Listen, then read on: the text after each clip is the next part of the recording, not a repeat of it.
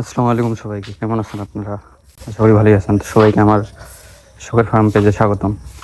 তো কালকে আমার সোনালী মুরগির বাচ্চা আসবে 2000। তো আমি এখন এই জায়গাটাতে পরিষ্কার করতেছি, এইখানে বাচ্চাগুলো রাখবো। বাচ্চাগুলো এখানে পালন করতে হবে।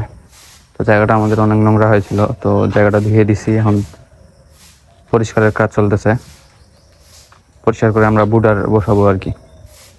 বুডারের জায়গা নির্ধারণ করতেছি একটা ভালো জায়গা, যেখানে এখন যেহেতু গরমের দিন, তো আমাদের হিট একটু কম লাগবে, বাতির তাপ কম দিতে হবে। তো সম্পূর্ণ ভিডিওটি দেখার চেষ্টা করেন, আমরা কি করতেছি না করতেছি, সবাই আমাদের পাশেই থাকেন। তো এখানে সবার প্রথমে আগে আমাদেরকে আমাদের জায়গাটা ঝাড়ু দিতেছি, যাতে ময়লা আবর্জনা সব চলে যায়। তো ঝাড়ু দেওয়ার পর আমরা পরিষ্কার করব পানি দিয়ে, তারপর জীবাণুনাশক দিব। তো এটা হচ্ছে বাচ্চা আনার আগে প্রথম ধাপ আর কি। সবার আগে আপনাকে জায়গাটা পরিষ্কার করতে হবে, তারপর এভরিথিং কাজ করতে হবে। তো আমার যেহেতু ঝাড়ু দেওয়া শেষ, তো এবারে এখন আমি পানি দিয়ে পরিষ্কার করে নিচ্ছি। ভালো মতো ধুয়ে রাখবেন। আর আমি কিন্তু বাচ্চা আনার অনেক দিন আগ থেকে এই জায়গাটা পরিষ্কার করে রাখতেছি, বারবার কোনো পাখি টাখি ঢুকতে দেইনি। তো আমার পানি দিয়ে ধোয়াও শেষ, এবার আমি জীবাণুনাশক ছিটাবো ফ্লোরের মধ্যে। তাই আগে সবার প্রথমে আমি বালতির মধ্যে পানি নিয়ে নিব, 1 বালতি। এরপরে দিব পটাশিয়াম। তো পানি আর মধ্যে পটাশিয়াম দিলে এটা ছিটাইলে অনেকটাই জীবাণুমুক্ত হয়। তো আপনারা চুনও ব্যবহার করতে পারেন পটাশ না পাইলে। তো আমার কাছে আপাতত চুন নাই, তাই আমি পটাশ এখন দিব।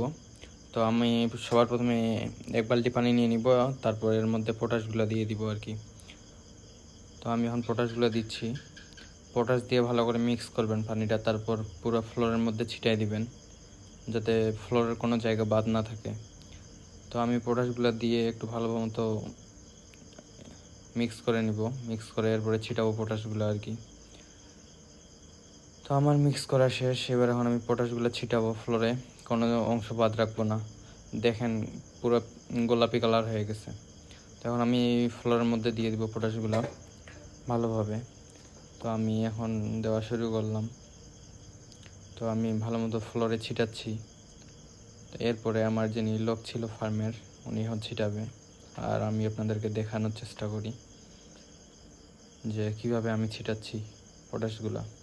তো এইটা হচ্ছে গুরুত্বপূর্ণ বিষয়, যে আপনাকে ফ্লোরটা ভালো করে ক্লিন করে তারপর জীবাণুনাশক অবশ্যই দিতে হবে, যাতে বাচ্চাকে কোনো ভাইরাস টাইরাস অ্যাটাক না করতে পারে।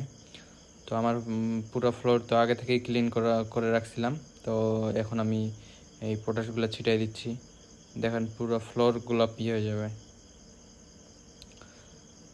তো আমার পুরো ফ্লোরে এগুলা যেই জায়গাগুলো ফাঁকা ছিল, তো ওইগুলোর মধ্যে আমি এখন দিব, যেগুলাতে যাইনি ওগুলোতে আমি এখন ঝাড়ু দিয়ে ভালোভাবে ওইগুলো জায়গাতে দিব পটাশগুলা।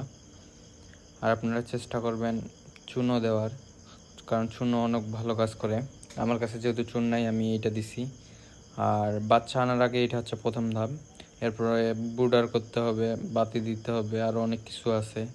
তো যেহেতু আমি এগুলা বাচ্চা আনার আগের দিনে করতেছি, তো এত কিছু করা সম্ভব হচ্ছে না, তাই আজকে আমি শুধু ক্লিন করে রাখবো। আর বুডার টুডার বসাবো, এগুলা নিয়ে আরেকটা আমি ভিডিও আনবো। তো সবাই আমার চ্যানেলটি সাবস্ক্রাইব করে আমাদের পাশে থাকেন, তাহলে ইনশাল্লাহ নেক্সট ভিডিও পাবেন। আর সোনালি বাচ্চা যেহেতু আমি 2000 তুলবো, 2000-এ খরচ কত হয়, লাভ কত হয়, সব কিছু আমি এই ভিডিওতে দেওয়ার চেষ্টা করব, মানে এই চ্যানেলে দেওয়ার চেষ্টা করব আর কি। তো যেগুলো জায়গায় পটাশ যায়নি ওইগুলো জায়গায় আমি এখন পটাশগুলো ঝাড়ু দিয়ে দিচ্ছি। তো আপনারা চেষ্টা করবেন পুরো ফ্লোরে পটাশ দেওয়ার জন্য। আমার যেহেতু এই শেডটা বড় একটু, তাই একটু হেসেলের মধ্যে পড়তে হয়েছে, অনেক খাটতে হয়েছে। আর সেটাও আপনারা নির্ধারণ করবেন আপনার বাচ্চা অনুযায়ী। আমি যেহেতু 2000 বাচ্চা আনবো, তো আমার এই শেড অনেক বড়।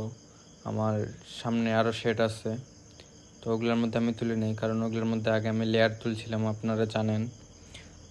আর বাচ্চার ব্রুডারটা যেটা আমি তৈরি করব, ওইটা আমার কাছে বট নাই, তাই আমি এই পাঠিগুলো দিয়ে তৈরি করব। এইগুলাও বাচ্চারই।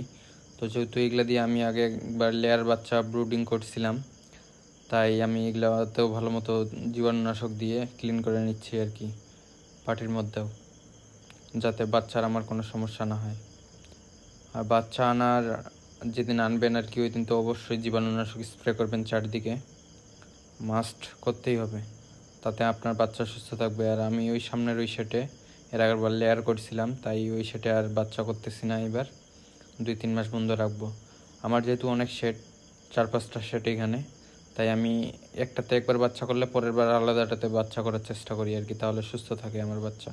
তো এই ভিডিওটা এই পর্যন্তই। তো আমি সামনে বুটার করব কিভাবে নেক্সটে আপলোড দিব এই চ্যানেলে কাল পরশু। তো আপনারা চ্যানেলটি সাবস্ক্রাইব করে আমার পাশে থাকেন। আর ভিডিওটি ভালো লাগলে অবশ্যই লাইক দিবেন। আল্লাহ হাফেজ।